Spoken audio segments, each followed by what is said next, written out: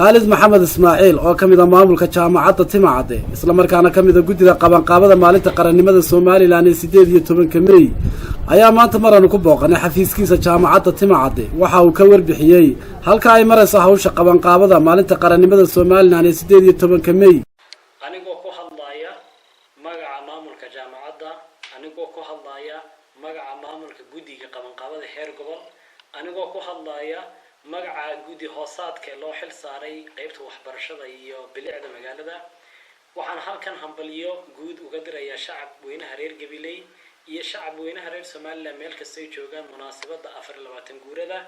ee isku xorriyadda gooni isku taaga jamhuuriyadda Soomaaliland inta markan ka gudubno tan iyo maalintii uu magacaabay barasaabka gobolka Gabiley isagoo la tashanayay maayirka magaalada oo kamid ahaa ardaydii jaamacadda waxaanu si hagar la'aan ah aan ugu kacnay inaanu abaabulno qaybta nolol xil saaray ah waxbarashada way haddaan warbixin marka halkan idinku siiyo sanadkii 2014 dabaaldegaasi waxa ardayda dabaaldegtay ee soo baxday ahaayeen 3900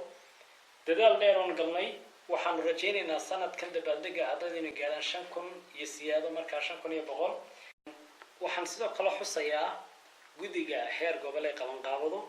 inay u kala baxaan guddiyo kala duwan oo ugu horeyso guddigaanu ka mid nahay guddiga waxbarashada iyo bilicda magaalada waxaanu qaybin doonaa protocolka xagga maritaanka waxa weeyaan waxa mari doona 850 urur ama waax ama dawli ayaa mari doonta ama school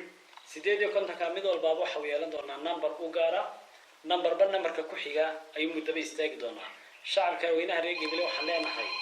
fadlan uu hoggaansama guddiga protocolka ay idin habeyn doonta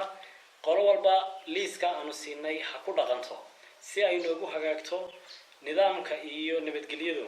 waxaan u sheegayaa shacabka Soomaaliland ama gaar ahaan Gabiley haddii uu noo hagaago nidaamka iyo kala dambeyntu waa astaamaha muujinaya in horumar la gaaray Darno Ibrahim on Cable TV gobolka